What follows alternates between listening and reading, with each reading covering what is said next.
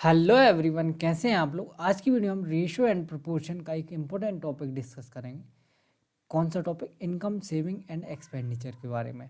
ठीक है, तो चलिए स्टार्ट करते हैं। सबसे पहले अपन बेसिक समझ लेते हैं। अपन को एक चीज़ पता होनी चाहिए, क्या इनकम बराबर क्या होता है? Expenditure plus saving. ये बेसिक फार्मूला है। इसी से दोनों फार्मूले और बन जाते हैं। क्या? जैसे अपन को सेविंग निकालनी है, तो इनकम को माइनस कर दो, किसमें? इनकम में से माइनस कर दो एक्सपेंडिचर। और अगर आपको एक्सपेंडिचर निकालना है तो क्या कर दो? इनकम में से सेविंग माइनस कर दो। ये दो फॉर्मूले और बन जाते हैं। लेकिन अगर आपको ये याद है तो ये दोनों आप बना सकते हो, कोई दिक्कत नहीं है। ठीक है, अब अपन क्वेश्चन समझते हैं। पहला क्वेश्चन क्या बोल रहा है? देखो, क्वेश्चन अपन से बोल रहा है कि रेशियो ऑफ दिया है अपन को मंथली इनकम का। मंथली इनकम का रेशियो अपन को गिवन है। इनकम का रेशियो गिवन है कितना? 3:5। किसका? एक्स का और वाई का। ठीक है, बिल्कुल ठीक है, कोई दिक्कत नहीं है। इनका रेशियो गिवन है। उसके बाद इनके एक्सपेंडिचर का भी रेशियो गिवन है अपन को कितना? 1:2। और इन दोनों की सेविंग गिवन है अपन को कितनी? इसकी भी 5,000 रुपये सेविंग है, इसकी भी 5,000 रुपये सेविंग है। दोनों की सेविंग भी गिवन है। अपन को क्या निकालना है? उनकी मासिक आय निकालनी है, उनकी मंथली इनकम निकालनी है। देखो, एक तो बेसिक तरीका है। बेसिक तरीका क्या है कि आप यहाँ पे वेरिएबल लगाओ ए बी बी, और फिर इससे सॉल्व करो और इससे निकालो। सबसे पहले मैं आपको बेसिक तरीका बता देता हूँ। ठीक है, उसको ध्यान से देखेंगे, कोई दिक्कत नहीं है। उसके बाद देखो, बेसिक तरीका क्या है, अपन को पता है फॉर्मूला क्या है। फॉर्मूला है अपना इनकम माइनस एक्सपेंडिचर कर दें अपन तो सेविंग आ जाती है, और इनकम माइनस सेविंग कर दें तो क्या आ जाता है? एक्सपेंडिचर। तो अपन एक्सपेंडिचर निकालेंगे ना। 3a-5 के करेंगे बराबर क्या आ जाएगा? तो आप बोलो सर इसकी इनकम है, इसके एक्सपेंडिचर है 1b। ठीक है, बिल्कुल ठीक है, कोई दिक्कत नहीं है।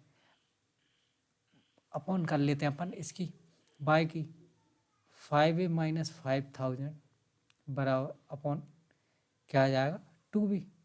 तो देखो, ये b से b तो कट ही गया, कोई दिक्कत नहीं है।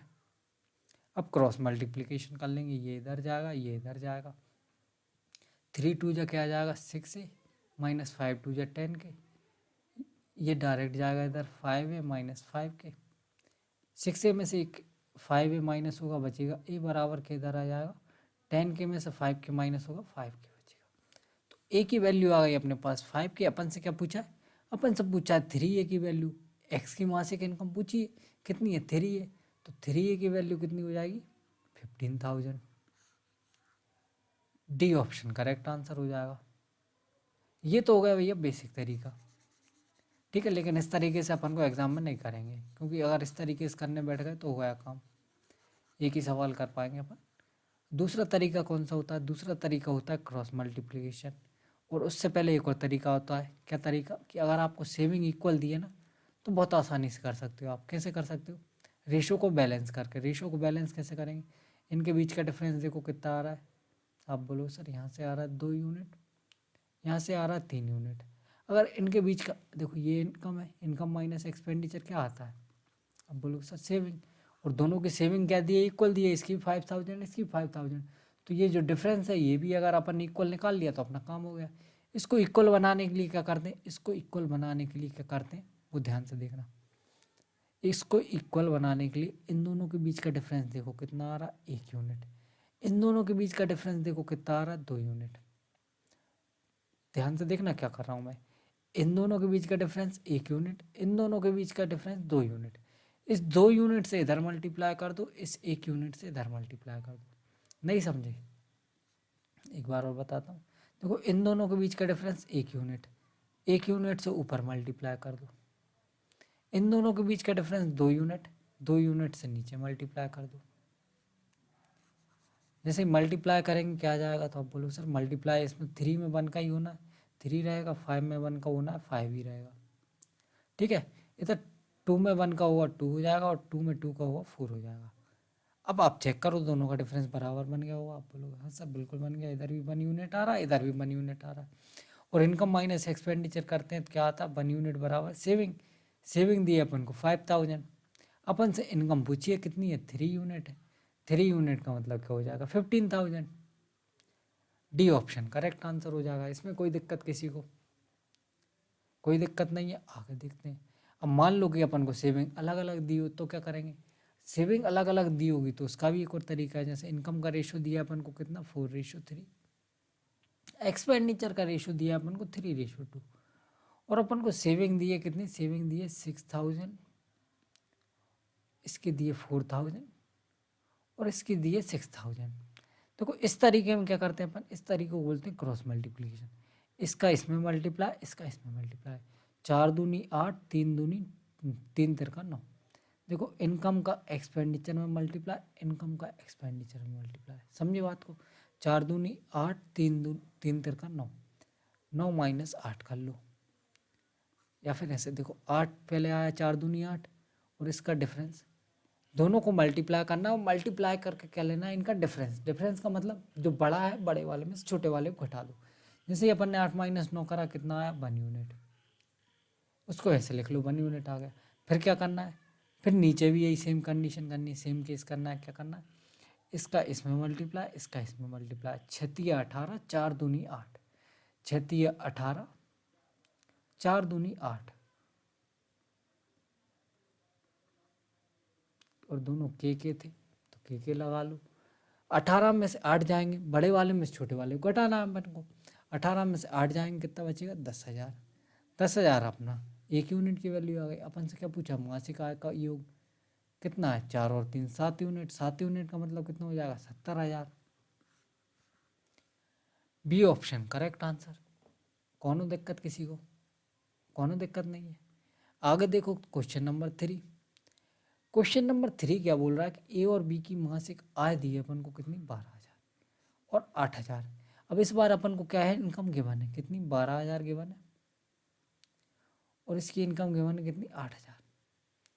ठीक है, इसकी इनकम 12,000 गिवन है, इसकी, तो अपन क्या करते हैं, इनकम को लिख लेते हैं इस बार नीचे। अपन को क्या दिया है, उनके मासिक व्यय का अनुपात, एक्सपेंडिचर का रेशो दिया है अपन को क्या, 5:3। और एक और चीज़ बोल रखी है, वह प्रति माह समान राशि बचाते हैं। इसका मतलब क्या है, सेविंग का रेशो भी गिवन है अपन को 1:1। इनकम अपन को गिवन ही है कितनी, 12K और 8K। कोई दिक्कत, कोई दिक्कत नहीं है।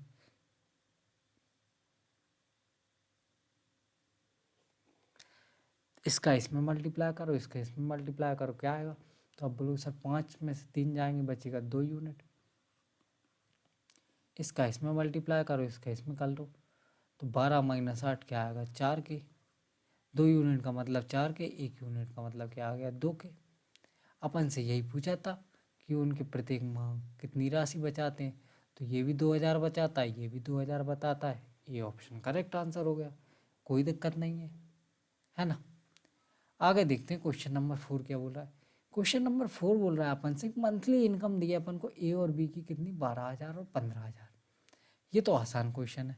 देखो इनकम दी है अपन को कितनी, 12,000 दी है, या पूरा लिख लेते हैं, इनकम दी है अपन को इसकी 12,000 ए की, और बी की गिवन है 15,000। ठीक है, इनके एक्सपेंडिचर का रेशो गिवन है अपन को 2:3, और अपन को ए का एक्सपेंडिचर भी गिवन है 8,000। 2 यूनिट का मतलब अगर 8,000 है तो 3 यूनिट का मतलब कितना हो जाएगा, 12,000। एक का मतलब 4,000, 3 का मतलब 12,000। कोई दिक्कत नहीं है इसमें, है ना। तो अपन को दोनों का, इसकी इनकम भी पता है, इसकी एक्सपेंडिचर पता है, इसका इनकम भी पता है, इसका एक्सपेंडिचर पता है, तो सेविंग नहीं निकाल सकते, बिल्कुल आसानी से निकाल सकते हैं। 12 में से अगर 8 माइनस करेंगे तो कितना आएगा, 4,000, और 15 में से अगर 12 माइनस करेंगे तो कितना आएगा, 3,000। अपन से दोनों की सेविंग का सम पूछा है, 4 और 3 7,000 हो जाएगा। ये ऑप्शन करेक्ट आंसर। ये देखो लास्ट क्वेश्चन है और अच्छा क्वेश्चन है, इसको आप एक बार ट्राई करके देखो। अगर ट्राई हो जाता है तो अच्छी बात है, और नहीं होता तो अपन बेस्ट सॉल्यूशन बताएंगे। क्या बोल रहा है, देखो इनकम दी है अपन को कितनी, 2:3, ए की और बी की, और एक्सपेंडिचर दिया है अपन को 1:2। ठीक है, अब अपन को एक रिलेशन गिवन है, ए की इनकम में और बी की एक्सपेंडिचर में, इन दोनों के बीच का रिलेशन गिवन है। रिलेशन क्या बोल रहा है कि 90% बी के एक्सपेंडिचर के बराबर है ए की पूरी इनकम, और 90% का मतलब क्या होता है, तो आप बोलो सर 90% का मतलब होता है 1:9। मतलब इन दोनों का रेशो बनाना अपन को 1:9। तो 1:9 कैसे बना सकते हैं? तो आप बोलोगे सर इसमें अगर अपन 9 से मल्टीप्लाई कर दें तो इधर 9 यूनिट पहुंच गया, लेकिन ये इसमें 2 यूनिट और है, और इसमें अपन से करना ये मतलब 10:9 आएगा ना, तो इसमें 10 से मल्टीप्लाई कर दो, 10:9 बन गया, 90% है ये इनकम। ठीक है, अरे यही बोल रहा है ना 90% है, 90% बी का एक्सपेंडिचर, एक ही टोटल इनकम मतलब 100%, इसका 90% इसको 100%, तो अपन 10:9 का रेशो बन जाएगा। तो यहाँ 9 से मल्टीप्लाई कर दो, यहाँ 10 से मल्टीप्लाई कर दो। जैसे ही मल्टीप्लाई करेंगे क्या आ जाएगा अपने पास ये आ जाएगा 9 2 जाए 18 और 3 9 जाए 27, और ये आ जाएगा 10 और ये 20। अब आप देख लो इन दोनों का रेशियो क्या 10:9 है? आप बोलो हाँ सर बिल्कुल है। भाई तो क्वेश्चन खत्म हो गया। अपन से क्या पूछा है? सेविंग का रेशियो पूछा है। सेविंग का रेशियो 18 में से 10 जाएंगे कितना बचेगा? 8, और 27 में से 20 जाएंगे कितना बचेगा? 7। 8:7 क्या आ गया सेविंग का रेशियो।